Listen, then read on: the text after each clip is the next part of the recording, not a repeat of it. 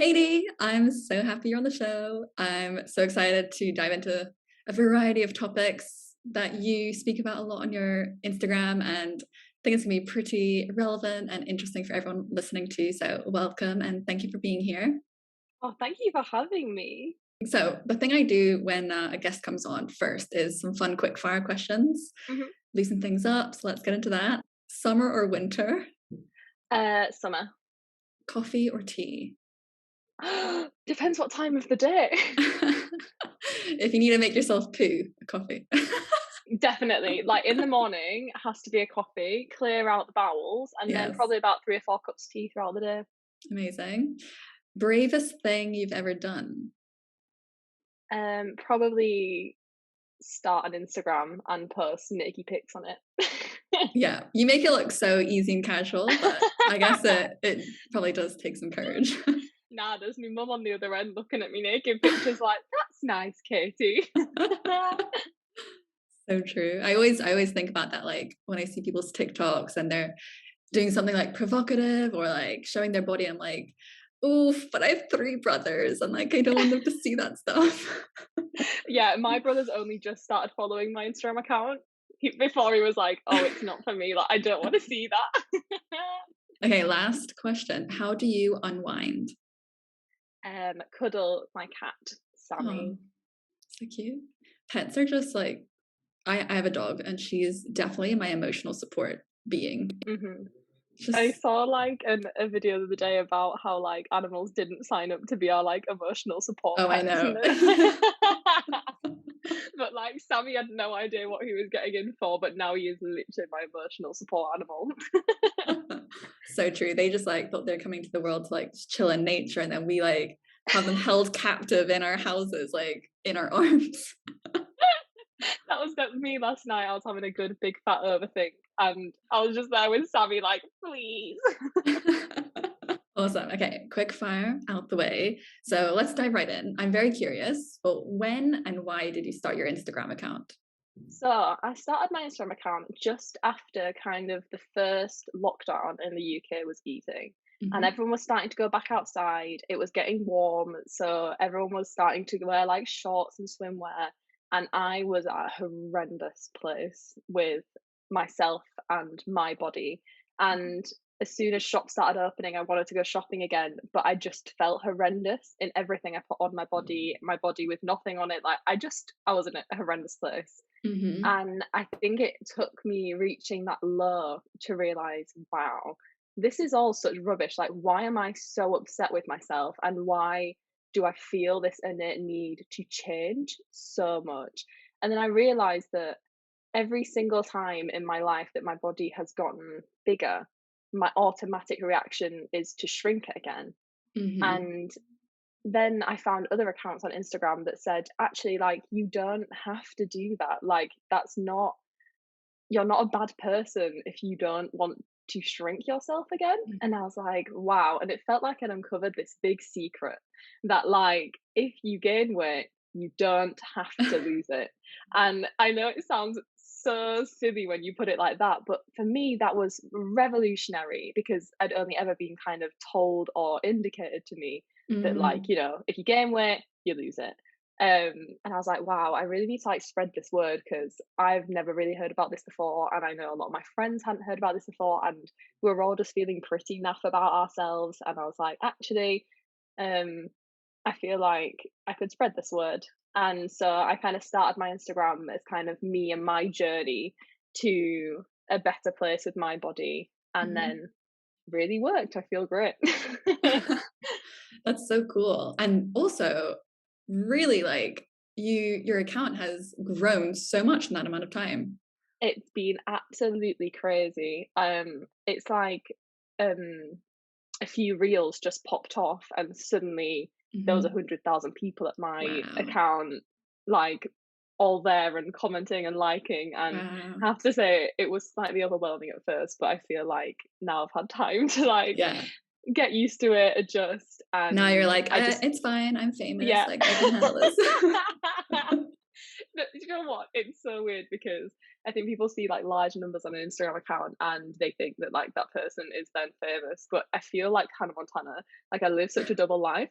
Yeah. Like on the internet, there's thousands of people all wanting to talk to me, and in real life, I have about 3 friends. Like, like it's such a Don't double we life. That all? literally, that I am not popular in real life, and online, I somewhat am. So it's so weird, so weird. Wow. Well, good on you for like, first of all, how old are you? And I'm 23. I nearly forgot then. I panicked.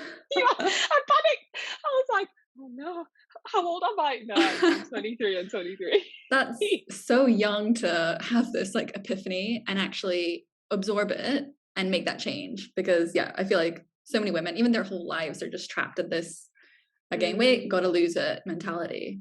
Yeah, I feel like a lot of women who are older than me find my account and they're like, "Oh, I wish I was friends with you when I was younger. Like, I wish that I'd found this at your age because now I've spent an extra 20 years on you being miserable with myself, Yes. and I wish that I would have found this kind of philosophy earlier." Yes. Yes. I feel like growing up, I didn't have one example of a person who gained weight and was just chill about it. And like was like, cool, now this is where we are. Yeah, literally, like, I feel like the world just never let anyone do that, like, everything that was given to us in magazines was, "Oh, this celebrity's gained 15 pounds, and here's their weight loss DVD of how they lost it," and Mm, there was never that rhetoric of like, "Oh, this person's gained weight, but that's really fine," and, like, "That's really okay." Like, even mhm. now in magazines, it's like, "Oh, well, would you look at that? Such and such has a flabby belly at the beach." Like, "Oh, they've Yes. let themselves go," and you don't realize how much you absorb that as like a young person. Yes. Definitely. What popped to mind just now was I don't know if you remember, but ugh, God, it must have been like 15 years ago or something. Jessica Simpson had gained like a tiny bit of weight and she did some performance and she was singing and like she was murdered in the media for being so fat and she got out of control. What's happened to her? Look at her body. And I remember because I looked it up recently and apparently she said back to them, she was trying to say like, oh, I'm actually fine with my body, like it's all good. Mm, And the way that I would have read that back in the day was like, oh, she's really trying to convince herself there. But she was literally, actually just fine with her body. Like, God like, I forbid. feel like you really have to reach a point where you understand the concept of being fine with weight gain. Like, I always saw it as kind of like a failure. Like back in Yes. the day when I was desperately trying to lose weight, I was like, wow, these people have just given up on themselves and like they now have to just like themselves the way they are because Yes. they have like they're too lazy or whatever. And it really took going through that process and understanding and coming to terms with like what self-love and self-acceptance actually is, Hmm. um to realize that it's not a failure at all and it's something that you work super hard at and it's such an achievement to Yes. reach that point. What is self acceptance to you? Self-acceptance is when you wake up in the morning and you don't feel amazing, because you're not going to feel amazing every day, but Hmm. that, and even if you don't feel amazing about your body that day, you still are okay with it. You're like, okay, I'm not that happy today.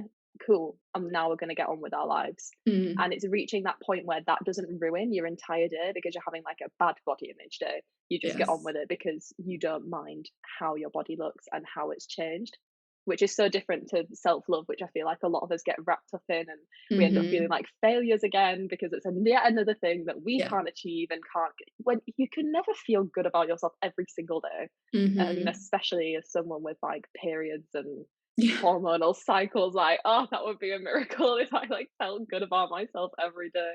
Yeah, I feel like in the past year or two, even learning about your cycle and your hormones has helped me so much because there would be the week or two when I'd suddenly be feeling so bad about my body or my bloat or whatever, cravings and stuff, and I'd be like hard on myself for that. And now I'm just like, just my hormones, whatever, move Yeah. on with life.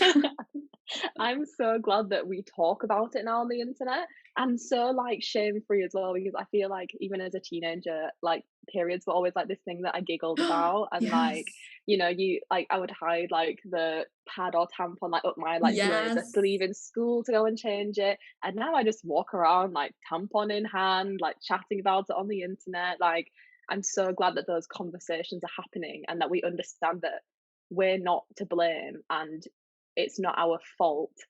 It's just our life and cycles, and at Yes. some point blow will happen, and there's Yeah. nothing wrong with that. I used to be so ashamed of, as you said, like sticking the pad or tampon up your sleeve. Like, what the hell is that? Why the hell are we hiding the fact that we have this like bodily function that half the population has? That's the patriarchy, like 101. Like, why are we ashamed of the feminine, basically? Ugh. Mm, like the horror that I felt if I like bled through my pants or anything like that. Like it's so weird that we're so aware that most people who look like women have periods. Hmm. And I was so ashamed for anyone to know that I was on mine, Yeah. which is so weird because most people would presume that I had one, but I Yeah. was ashamed for anyone to know that I had one. Just makes Yeah. no sense. It is so weird. So weird. It was funny for me because I got my period super late, like 17 and a half, because I had PCOS. Mm. And I was so ashamed that I hadn't had it yet. I would lie to like girls at school when we'd have swim class. Everyone would like skip a class, like if you had swim class, because their period. And I would just make it up, be like, yeah, I got my period this week, guys. Oh And my then gosh. two of like the mean girls in the grade, they asked me one time, like, oh, have you got your period yet? And I was like, oh shit, how do they know? Like, this is my deepest, darkest secret. And I was like, yeah, like, duh, like, of course. And my best friend was onlooking, like, she heard this conversation and she joked to me after. She was like, they weren't asking you if you had it ever, they meant like this month.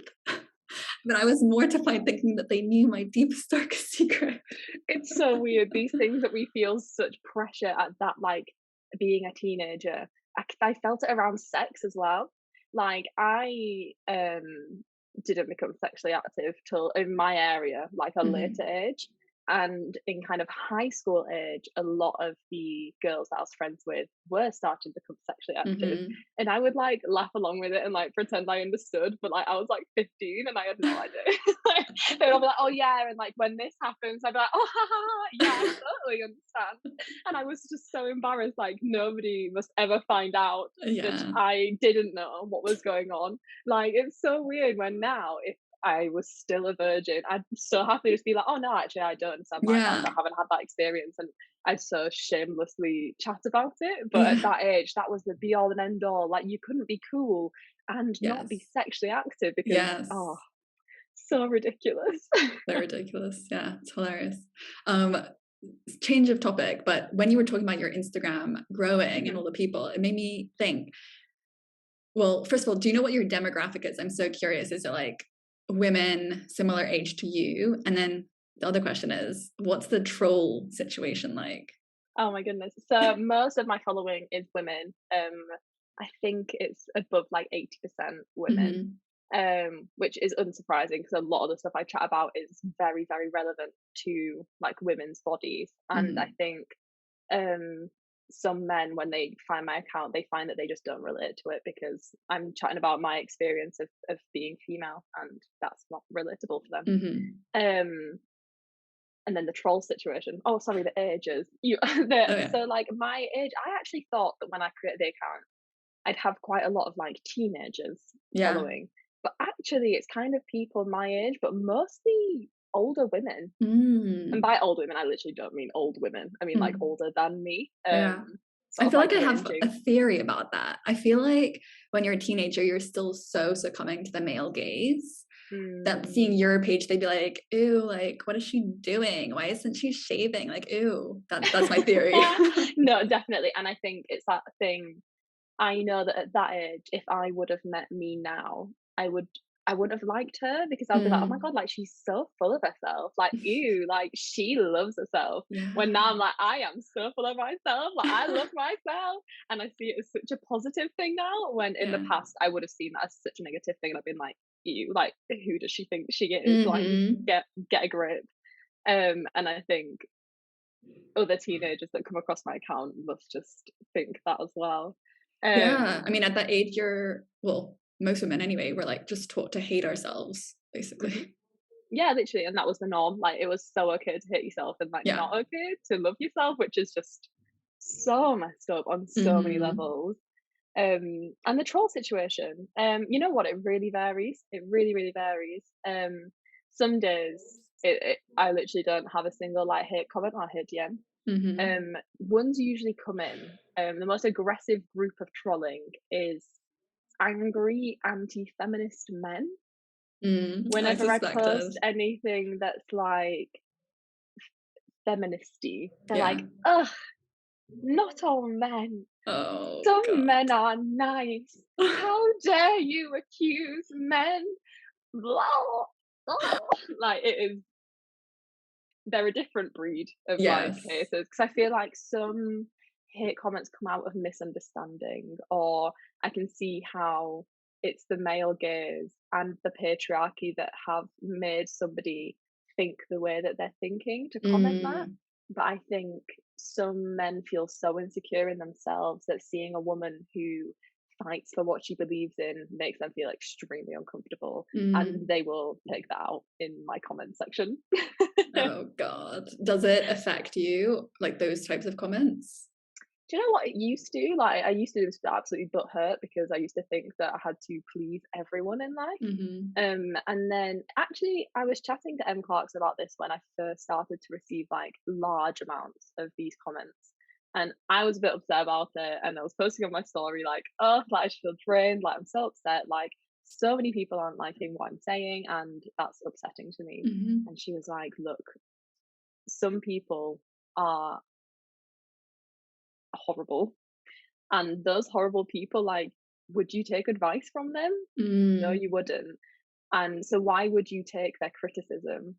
And also, like, if they're so sad in their sad little lives that they spend time going on the internet and finding accounts that they disagree with, spending their time arguing in the comments and sending such hateful and nasty stuff, like, they're such low lives.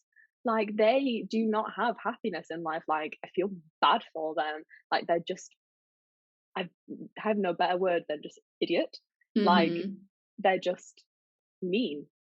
So, like, why do you care what someone who is such a low life has to say about you, who is making change in the world and sticking up for what they believe in and fighting for like positive change in the world? And you're gonna spend time being sad over some loser Yeah. on the internet that's, Yeah. and when you put it in that perspective, when somebody sends something that's so pathetic and horrible, you're just like, wow, you really have nothing better to do you? And Mhm. now I'm quite happy just to water off a duck's back. I Yeah. just don't really care. And do you not respond? Oh, it depends. It really depends. I feel like some days I do the whole like, I'm just rising above this and I don't have Yeah. the time or energy, so like I'm gonna leave it. And then some days I'm like, oh, F this rhetoric where women have to rise above everything when Oh, men are yes. rude. And sometimes I go for them. Yeah. Sometimes I wake up and I choose violence, and but it's usually because I want to reply something witty or stupid that I'll then Right. screenshot and put on my Instagram story, and hopefully then bring a smile to somebody else's face, and like make something positive and funny out of such a negative, horrible thing.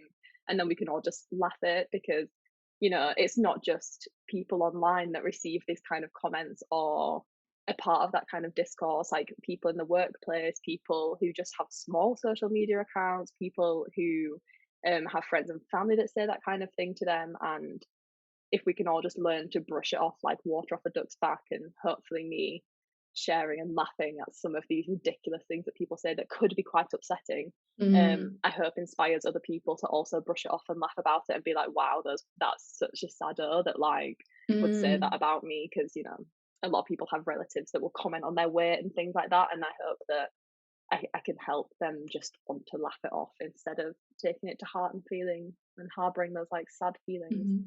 That's such a great perspective on it. I love it. Um, Thanks. I saw somewhere once about people who insult you or troll comment, whatever. Similar to what you were saying, it's just like no one who's like more successful or like achieving great things is making those comments. Like it's never that person. So it makes it easier again to like brush it off as well. And the other thing is at the start of this conversation about the troll comments, I wanted to say it then, but I forgot. But it was funny how you were like, oh, sometimes there's a day where there's no mean DMs. And I was like, how crazy of a sentence is that? That like, sometimes there's a day where there's no mean DMs. Like, sometimes. I'm like, dude, like, that's crazy that there's like sometimes. You know what? I I'm so used to this life now that like I don't realize when I say like stuff like that. But it's like a nice, but like you don't realize it until like a horrible comment comes in, then you're like, oh, well, that was a nice rest from this. So But no, insane. it is. And Crazy. what you were talking about before, there's this phrase that I love, and it's like empowered women empower women. Mm. And women who feel empowered, and other genders too, if you feel empowered and you feel on top of your game and you feel like you're smashing life, you have zero time or want to bring anybody else down. And I always find that like when I'm in a low mood, I'm a lot more likely to bitch and be horrible about or to other people than when I'm feeling good in my life and good about my choices and confident within myself. I feel absolutely no need to pull anyone else off their pedestal because we're all just on our own. Do you know what I Mm. mean? That I is don't know if you so ever feel the true. same. So true. When life's like in flow and going good for me, I'm just like chilling, it's all easy. Then when things are down, the person I go to like let off that bitchiness is my poor boyfriend. Like I'll literally be walking past some like woman and I'm like, oh, check out her tits, huh? And like I saw you look at them. It is. And I feel like it's so like when I'm struggling with my body image, I become like jealous and Yes, hateful of yes. people who have what I want.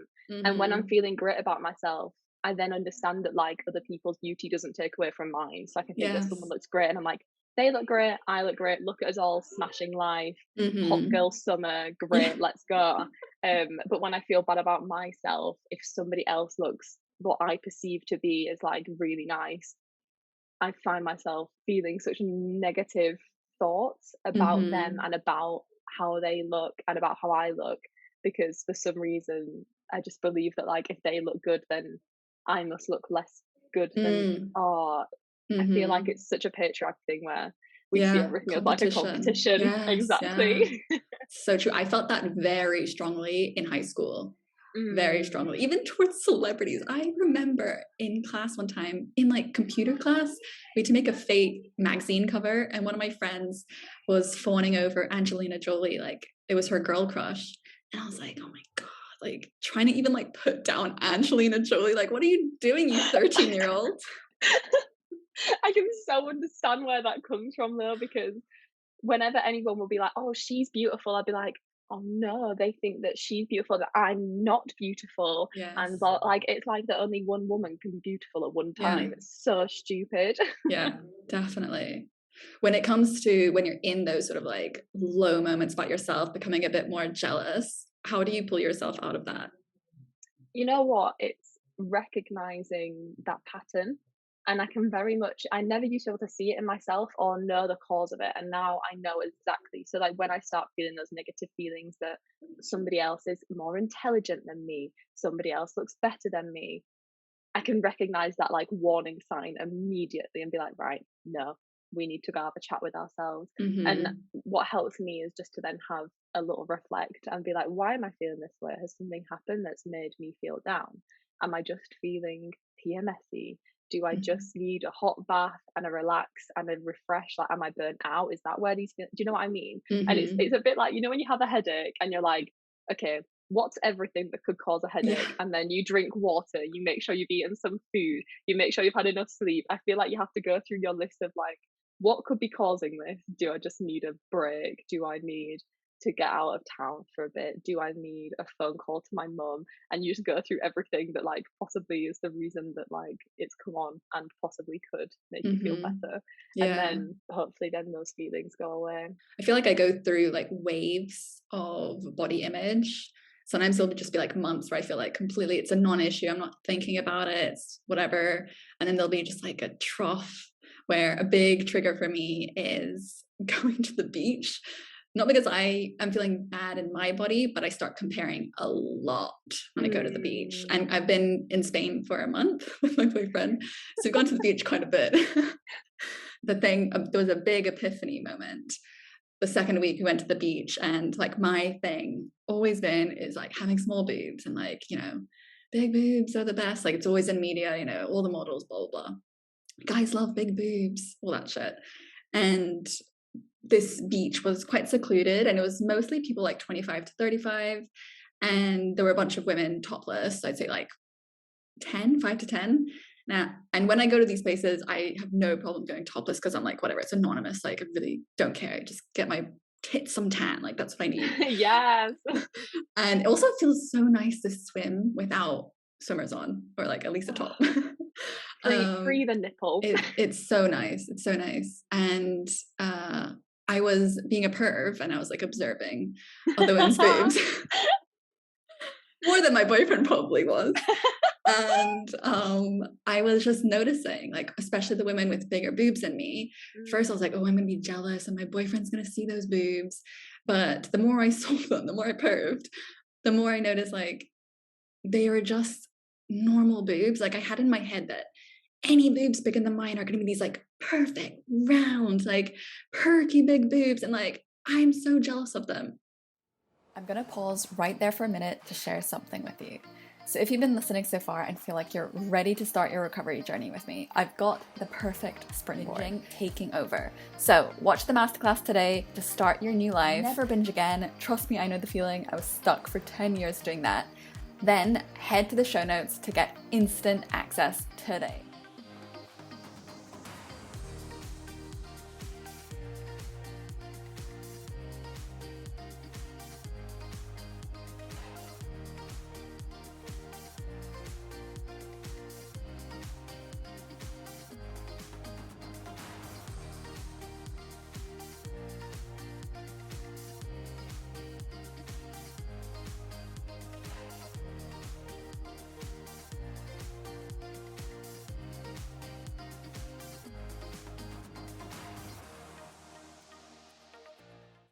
But they had all different nipple sizes, sagginess or perkiness and shapes. And it was just exposing me to normal boobs, which I never see ever. And it just made me appreciate my boobs as well. Like, my boobs are just in that spectrum of normal boobs as well. I didn't see a single pair of boobs on that beach that like the media always portrays. Like, maybe I did speculate, maybe that's because those women know what they got and they don't want all the guys perving on them, maybe. Nah, it's because nobody actually has boobs like that, and we never see like normal bodies, which is like part of my motivation to carry on posting like quite naked pics on the gram, because I just have a normal human body like everyone else, and we see like this not even 1%, like 0.01% of bodies are seen in porn and on TV, and they always have perfect matching like nipples and the same, like each boob the same size, they're perfectly perky, like the nipple placement is perfect, and you know that's just not what most boobs look like. And I feel like in Western culture we're all quite prude and we all love to cover up, and we only ever see each other like with like big clothes on because we're quite prude in that way, when a lot of other countries are naked around each other quite often, and they have a lot less like body image issues because they'll go to like a sauna, see all their family like naked, and it's nothing weird. But then you see what bodies look like when like I only ever really see my body and ones on TV, and mine doesn't look like the ones on TV. Yeah, it's so true. I feel like that's a huge part of where you can get help with body acceptance, is expose yourself to all different bodies. And it's so cool to have accounts like yours. And there's so many that I see nowadays that are like that, which obviously didn't exist back in my teenage days, which would have been so nice.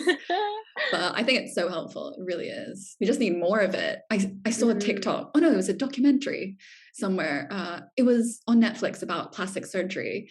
And this one woman who got her boobs augmented to be bigger, she was saying, yeah, it's made me more confident and all these things, but I don't know how I'm going to explain it to my daughter one day when she has small boobs and she wonders why mine are big and what happened. I have to explain that I cut open my chest and I put plastic inside, or like whatever inside. And she kind of then went feeling a bit sad, like her emotion was a bit sad. And she said, I just wish I had grown up where on bus billboards, there were just like 100 different photos of all different boob types and nipple types and everything. And I would have felt completely fine with my boobs. But just being exposed to the porn boob made her do that. Yeah, and I feel like we kind of touched on it earlier. There's like not this culture where we learn to accept what we've got. Like I feel like there's always an issue, and the issue is always that like we need to change to adapt to it. So like we need to get our boobs enlarged, we need to have a Brazilian butt lift, we need to lose weight, we need to go to the gym, we need to be more toned. And there's just never this like thought that like actually the solution might be staying exactly the same, or like, you know, not actively pursuing change and learning to love and accept ourselves. Like I don't know, just I feel like it's such a recent development that's in the mainstream like media, that there's anybody preaching for just like loving and accepting yourself how you are. Until, God, I don't know, 5 or 10 years ago, I bet the term body acceptance didn't even exist, or body neutrality is always had like to be 5 posts underneath it. Yeah. When like hashtag thigh gap, I bet has like a billion. Yes. I go through like this phase of being totally fine with my boobs, like going to that beach and then like having that epiphany. And then I'll go through a phase where I'm like, you know what? You only live once, just get the surgery, just get them done. And, you know, it'll just all be easier. You won't have to be tormented for the rest of your life, these ups and downs. And then there's the feminist in me who's like, no, come on, just like, don't succumb to the patriarchy. You can do it. You know, you might regret it later that you couldn't just accept yourself as you are. Like there's so many voices in my head all the time. And my mom actually got hers done. Yeah. Which caused a lot of confusion when I was young, because it's exactly as that other woman in the documentary. Like I assumed I'd have average size boobs, and then I didn't, and I was like crying to my mom, and she never told me until I happened upon some papers on her desk about it, like a checkup for the augmentation, and then I like got out of her. And wow, so like I didn't realize that, because I've never had anything plastic surgery done, so obviously it's just not within my realm of experience. I thought it was really mainstream now, and people talked about it really openly. Like it's very interesting that your mum didn't tell you. It is. I found out, I mean, it would have been like 15 years ago at this point, so like less, maybe a bit more like shame or secrecy around it back then. But yeah, she didn't tell me. And she tells me though now, if she could go back in time, she wouldn't have got it done, because she does regret not having been able to just be fine, like accept what she had. And that always sticks with me. I'm like, oof, I don't know if I would have that regret too, and I'd feel kind of like I let myself down in a way. I think like plastic surgery personally, it's enough from me, but that's my body. Like everyone, you know, has the choice to do whatever they want with theirs. I just wish like it's never the solution to like I hate myself and plastic surgery is going to fix it, because I feel like then there's always going to be something else. Like the boobs aren't going to be quite perfect, or they're not going to have quite the right fullness in the right areas, or oh, now I need a bigger bum to match my boobs. And I feel like if you don't fix the reason why you wanted to get plastic surgery in the first place, which is like if it is that kind of self-acceptance angle, I feel like it's just going to be something else. Yes, like there's always going to be something that's an issue. It's that I feel like a lot of people go through it and realize it after weight loss, when they realize that suddenly there's a million other things to also be insecure about. And actually wasn't this great solution that we all thought it was, where suddenly if we lost weight, my life was going to improve tenfold. No, I was just Hmm. going to find something else to obsess over and want to change, because I didn't actually fix the root cause of why I felt like I needed to lose Yes, weight in the first place. 100%. I feel like, just assessing in my mind right now, the reason that I would truthfully get my boobs done if I did would be like 95% male validation. Like, when I think to myself, oh, if there were only women around, and I think mostly straight, when when there are other, yeah, if it was just women, I would 0% get my boobs done. I have no need for it. They're cute, they function, like they don't hurt. There's nothing wrong with them. It's Mhm. only, or like 95%, just so guys would think I'm hotter. And that's it for me. It might Oh be my different god, for other I people. hate that we live in this world where we all feel these like emotions where we want like male Oh, validation. Like I went through it when I kind of made the decision that I was never gonna intentionally lose weight again. And I mm, was like, oh my god, how will I ever find a significant other? Because like there's all these other girls that haven't given up dieting, right. and is everyone gonna fancy them? And then I realized that I wouldn't want to be with a piece of trash that only wanted to go out with me because I looked a certain way. And I was like, Mhm. actually, I'm gonna weed out the weed out the bad ones. Like the trash is gonna pick itself Yeah. out. I used to joke when I was a teenager because my best friend has the double D's, and I was always like a little bit jealous, and she got all the boys' attention. And I used to think like, you know what, Breed, it's okay because the guy that chooses you will choose you for you and not your tiny boobs. I was trying to really pick myself up. I feel like that's such a common rhetoric though. People are like, wow, they'll actually like me for me. Yeah, it's so It's so funny. funny though. I feel like people still just want whatever they don't want. I feel like if you would have Oh, asked your friend at the time, she would have oh probably yeah, wanted your boobs. Because definitely. I even had this conversation with a friend the other day. She has larger boobs than me, and I think I was joking because I have like the smallest boobs in my family, and it's a joke. Hmm. Because I'm not very insecure about it. Like I'm quite happy with my boobs. Like Hmm. yeah, I just really couldn't care less. Hmm. It's never really bothered me like enough to be upset about it. Yeah. So it's a bit like the family joke because my mum has big boobs, and my sister inherited my mum's big boobs, and then mine just never grew to that size. And I was joking about it, and my friend turned to me and she was like, no, I would rather have your boobs. She was like, I have big boobs and I get backache, like I can't buy like the cutesy little bras that like you wear, like it's really hard, that I would rather have your boobs. And then you're sat there like, but I would rather have your boobs. And I feel like the grass is always greener on the other side because you never Always. have the disadvantages. Like you've obviously Yes. it's outside your realm of experience. So you don't ever experience the bad things that come with that. So you always like want what somebody else has because you only see the good bits. Like you only see Mm. like like they've got big boobs, like the boys must really fawn over them. Like I want Mhm. that. But then It's so true. pros and cons, pros and cons. Yes, yes. I feel like when you're that deep into an insecurity, you can even like imagine, or someone tells you, like I've been told so many times, oh, big boobs hurt, or you get, over sexualized at a young age and can't Mm, wear X kind of clothes without looking slutty or whatever. And this there's still that part that really wants the male validation. That's like, fuck it, I'll take that if I can still get male validation. And it's just so frustrating to me. I'm like, girl, you have a boyfriend. Like, you don't even need it. but it's so hard to unlearn the years of like Yes. that we're like taught. It's not even like male validation that I want to go out with them.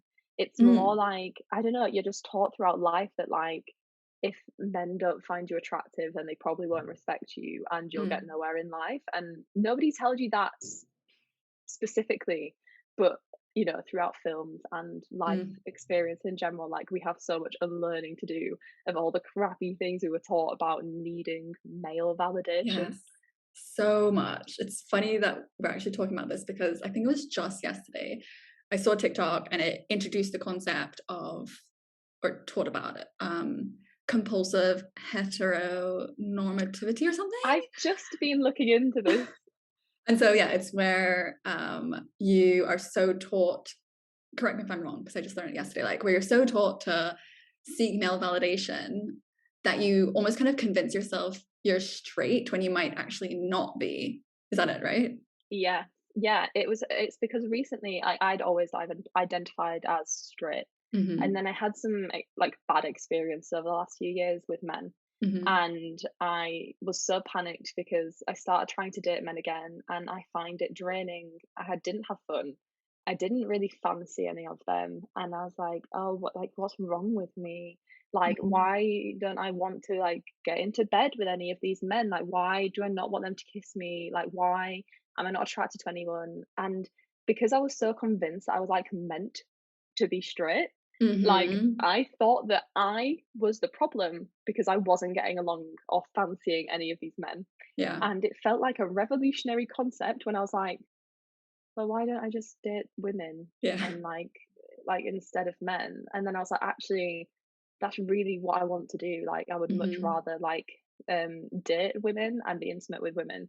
And it was like a decently like long and slow process of like coming to terms with that because I was so convinced that I was straight that it it took a lot of like conversation with myself and with friends to be like, you know what, no, I'm actually going to try and date women Mm. instead because I men disgust me. Oh God, I am so deep into like feminist TikTok that my boyfriend is so sick of me saying like men are trash. I feel so sorry for him. Oh God. But Well, my that like, friend's boyfriend agrees. Like we're like, oh, men are trash, and he's like, yes, oh, yes, they are. amazing. Amazing. Yeah, no, I think if I became single again, I would probably try to see what dating women would be like, Mm, because yeah, I was just so closed off to the idea that I might not be straight. Like it never entered my mind unless you were like so obviously gay in some way, which I don't even know what that mm, even means, but in my head it was just like, yeah, default is straight, and didn't even question it because nothing majorly like definitely. lesbian happened to me. So I never had a reason to question it. But Yeah, I'd always like fancied men previously, so like I never even had to think about it because I was yeah, like, this is what I expected of me. Yeah, I do kind of fancy men. So yeah. like I'd never had to put in really much thought at all. And a lot of the things that like would be signs of being a little fruity because Mm-hmm. you're so convinced you're straight, you just think they're like straight things. Like I would have Yes. like girl crush, and I feel like that's such a thrown around term. And like I'd like watch like pro dancers on Strictly like Urti, and I'd be like, oh Yeah. my gosh, like girl crush. No, it's not a girl crush. You just fancy them. Like, and I think it's so weird how we're like, oh, like I don't fancy them, but like girl crush, but like Yeah. I'm straight. It's just Yes. so weird. Like until I saw that TikTok, and I'd already been thinking about it, but I really don't know how much of my straightness is just taught and like conditioned. I have Mm. no idea. It's so deep. And then this whole like need for male validation. It's But insane. like it's not just in your like relationship and sexual life that you're expected to be straight. I feel like before Instagram I worked in bars and restaurants and like retail. Mm-hmm. And I think of all the experiences where I was expected to be straight in those as well. For Mm-hmm. example, men come in and they want to flirt with you Oh and yeah. they want to like, sexualize you. You're expected to um be what is like attractive for the male gaze, and Mm-hmm. part of that like being attractive for that like sort of like that hetero male gaze is being straight. Like you're, not that you're not allowed to not be straight, but if you want tips and you want to keep a job and you want to be good at it, then you kind of have to go along with this like male gaze that expects you to be straight. Mm. So, so true. So true. Wow. Such great combo. I I love mean, talking about all this stuff. I hope that you don't break up with your boyfriend, but also I feel like you would just love like I ever since so I've been on like one date so far Mhm. and it was lovely. It's like I just get along better with like women. Like, I just think women are Mhm. so interesting, and you have like great chats like this, and this is literally the kind of stuff that I was chatting about on the date. And I feel like dates I've been on with men, you just, I don't know, like desperately trying to find conversation with like a brick Yeah. wall. And I actually was talking about this with my boyfriend the other day. Like, I struggle to have meaningful conversations with men unless we're really deep into a relationship of some sort already. I hardly have any male friends because I just find it hard to bond with them mm, unless sex enters the equation. And then somehow I'm able to better connect with them in some way, or like you start to bond, I guess, because then you're also spending more time with them. yeah, But yeah, I literally have like a handful of male friends. most of my male friends are gay. Mm, mm, I feel like some of it comes from, especially the men that I date where I'm living now, at like quite a high caliber university. mm-hmm, And a lot of these men that I'm going on dates with, like, no one's ever said no to them in their entire lives. And I just can't think of many people that are more privileged than like white hetero males who come from like a middle class background. Like, they've mm-hmm. never ever known like discrimination or anything like that. And not that it's character building, but it's character building. Yeah, Like, yeah, I just, women we go through this struggle together, and I think we bond in this struggle that we all suffer through, like sexism and having to be attractive for the male gaze. And we have all this common experience, like all that we've chatted about during this podcast recording mm-hmm, is our shared experience of two women struggling with like diet culture, body image, heteronormativity, and like the male mm-hmm, gaze. And you can't have that conversation with somebody who's never had a hardship in their entire life, or none that are related to who they just like yeah, biology wise yeah. are. Um, and I think it just, I don't know, I just can't relate to them.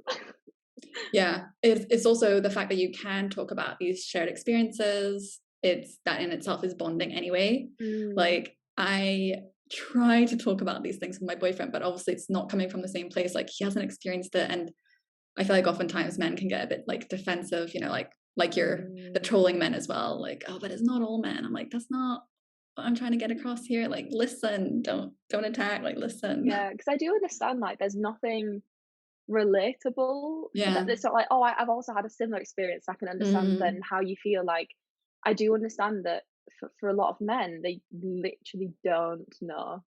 Like, mm-hmm. this is new information for them. And I feel like even very understanding males who are very happy to listen still just get shocked sometimes when you say things as simple as like, oh no, I had to get a taxi home because it was dark and I was alone. And they'd be like, well, I just walk back.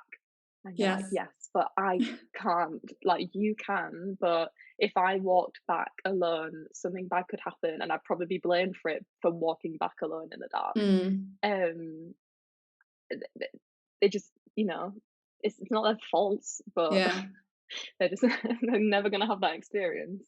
I remember about 6 months ago, my boyfriend and his best friend, who's male, we were having like a drinks night together at my place, and I opened up about some of the many sexual assaults I've experienced in my life, and one of the particularly bad ones. I was sharing it, and my boyfriend already knew about it, but the other guy was floored, like shocked that this would happen in London to me. And I was just like, dude, I can list off so many of these experiences, and all my friends have so many of these experiences, but like they just don't know. No, how could they? Yeah. Like, how could they? And I feel like that's why I think the biggest thing for me with like men who want to be great allies is that they just sit and listen, because obviously they don't know, and I'm not blaming them for not knowing, but then they also need to take responsibility for the fact that they don't know, they don't understand, and they need to listen to us when we chat about it, because we're the ones who experience this like on a nearly daily basis. Yes. I've decided that from now on my personal Instagram, anytime I have any sort of like really bad situation with a man or sexual assault, I'm posting it on my story, like Mm. in written form, to show men in my circle like the things that just happen all the time. And because That's actually really clever. yeah, just like I almost want like more people to do that, because they never know until we open up, and they don't realize how like common it is, and they separate themselves. They're like, oh, but that's those type of men, or the poor men, or the uneducated men. It's not me. That's not my friend group. I'm like, no, dude, like this is, you know, at a house party that you were at or whatever. And I feel like it just doing that kind of thing just shows them like, this is happening all the time. Can you guys please listen or step up in some way, please? That's so good as well, because I think as women we're expected to shut up and put up. I found like the other day I was out for a jog after dark, and a man like pulled over and started shouting, and I have no idea what he was saying, but I broke down and started crying because I was just so scared. And half of me wanted to just like go home and not talk to anyone about it, because I was so embarrassed that I was really scared and I cried. And then the other half was like, no, I'm gonna post this on Instagram. And I like filmed chatting to Instagram while I was crying, and I found in those stories that I was calling myself a drama queen, and I was saying that I was being over dramatic, and I was trying to belittle my experience and how scared I was, because I've been so taught that I'm meant to like put up and shut up, and like the fact I was chatting about it, I was being, oh, such a drama queen, like, oh, me chatting about this, like such a drama queen. And I had to like afterwards, when I watched them back, I had to like apologize to myself and my followers, like, no, I was not being a drama queen. Like, yes, nothing bad happened, but how was I meant to know in that moment that nothing bad was going to happen? Like, there was a man shouting at me. Like, it was dark, it was on a road that wasn't that busy. Like, I was going to be petrified, and like, if you're scared, sometimes you cry. Like, that's not being a drama queen. And so many women were like, wow, like, thank you, because I've had such a similar experience and I've cried, and I've been like, oh, like, this is so silly, like, why am I crying? Like, this happens to women every day. Like, no, cry. Like, it's horrendous. Like, it shouldn't be that we become so insensitive to our like experiences when we are scared, and when men act the way we don't want them to act, that we just put up with it. How can you expect men to listen and empathize when like we ourselves belittle, diminish the experience, and call ourselves drama queens before they even can? Yeah, but I think it's like a defense mechanism, isn't it? Like, if we call ourselves drama queens before they have the chance to, then it's kind of like we know that we're being drama queens. So like, maybe it's hard to explain. It's a bit like, have you ever done it where you know better, and then a man starts being a bit like aggressive, or he thinks he knows better, and you can tell it's just not going to end well, and it's probably going to be like an argument, and then you like belittle yourself and be like, oh, but I don't know though. But like, I don't know, like, I'm not sure, and I'll be sure, I'll definitely be sure, but I'm like, oh, like, but I'm like, I'm not sure. And that's kind of what I found myself doing. But about being a drama queen, it's like, oh yeah, like, this thing happened and I'm really upset, but like, oh, it's just me being a drama queen. And it's like that defense, so that nobody else can call me a drama queen, because I've already called myself a drama queen. So bloody true. Oh, that also reminds me of there was a time, one of the bad sexual assaults on a tube, I felt so ashamed, so mad at myself for letting him do that to me on the tube. That's like the main thing I felt. It was like after a university exam, like coming home, and I felt so annoyed that I let him do that. And looking back, I'm like, oh, that poor girl. Just like, I was obviously shocked, and yeah, it was just, oh, the things that you like put on yourself instead of the horrible person who did that thing. Oh, they covered it amazingly. Have you watched Sex Education? I've seen, I think, season 1. So there is a girl in it called Amy, and she has this experience where she goes on the bus and she smiles at a man, because she's that kind of character. Like, she smiles at everyone, like, she's just a gem, lovely character. And this man wanks and comes on her jeans. And okay, so that's basically what happened to me on the tube. And so she ends up, by season 3, she's still very affected by it, and she ends up going to therapy, and we see some of her therapy sessions.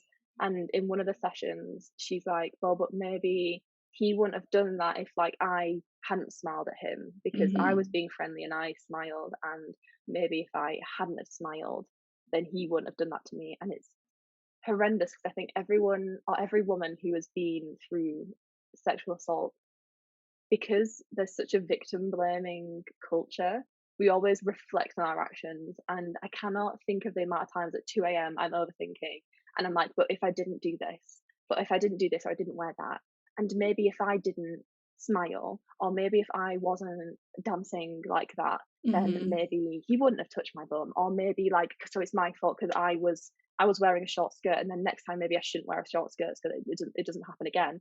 And it's horrendous. Like, I'm so sorry that you also have that experience, because it's just, I feel like, so I had another one just like 2 days ago where I was coming home from like a fun night out with my boyfriend. He was a bit behind me doing something with the car. And so I was ahead in the dark at like 1 a.m. in this cute village, like super nice tourist village. And I'm walking and I see this silhouette coming towards me. And I just know, I'm like, this is a creep. I know by this, the way this person is walking, this is a fucking creep. And so I knew to look behind me just in case that he turned around or something. So we're like 20 meters apart and I look behind and he's already turned around, standing there looking at me, like fully 180 looking at me. And I erupt. I am like, not the right time, not the right woman, mate. I was so much anger in me from so many of these experiences that I was just like, fuck off, you fucking creep. What the fuck are you doing? My boyfriend is right behind you, better fuck off. I've never said so many fucks in my life. yes. But he literally just still stood there, like mesmerized or something. And I was like, for fuck's sake, can you just go away? And so I had to turn around and keep walking instead of him. And I had to just keep checking back, and then he went. But I was just like, it's like, be nice or don't be nice. I don't even know which is like the better of the two.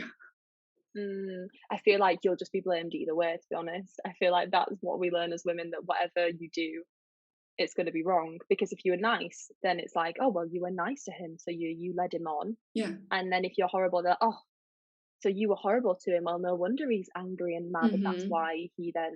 And it's like, what can we do other than never leave the house again, so that we're not just blamed for things that happen to us, like perpetrated by other people? It's like, that's the idea, like, get them just to stay submissive and small and like stay at home. I could talk about this forever, but the hour's done and I want to like respect the time. Oh my goodness. Flew by. Oh, that flew, yeah. Okay, well, to close things off, question. What's one thing you think your future self would tell you now? That's such a hard question. I feel like I get asked this question pretty regularly and I never have a good answer, but I think I'd love to tell all like young me that you don't need everybody to like you. Like, it's fine if someone doesn't like you. Like, it's exhausting trying to people please all the time. And like, you don't like everyone, so why are you expecting everyone to like you? Like, you're not going to be everyone's cup of tea. And I think that's just what I definitely needed to hear at that age. Amazing wise words from Katie. Oh, thank you. Awesome. So I guess actually last question, how can people find you? Oh, so I'm on Instagram, make love not diets with underscores between each of the words. Cool. I'll pop that in the show notes. And well, this is amazing. Very fun. I was looking forward to this all week. So thanks for I'm really joining. looking forward to this. I'm so excited to hear it when it's all like edited together. Oh, what I think we've discussed some really like hard hitting but very necessary things. Yes. What a good one. Yes, indeed. Well, thank you. And thank you to everyone for tuning in. Goodbye. Bye. And that's the scoop for today. I hope you enjoyed the episode and learned something new that you can start applying to your life. And if you took something from this episode, it would mean the world to me if you could share it with someone in your life. Change someone's day, mood, or even their life. Be that person. I know I absolutely love it when my sister sends me podcast episodes. It just shows me she's thinking of me and she wants to help me elevate alongside her. As always, feel free to DM me on Instagram at freewithbreed and let me know what you want me to speak about on the podcast. Okay, that's it from me. Have a wonderful rest of your day, and I will see you next time.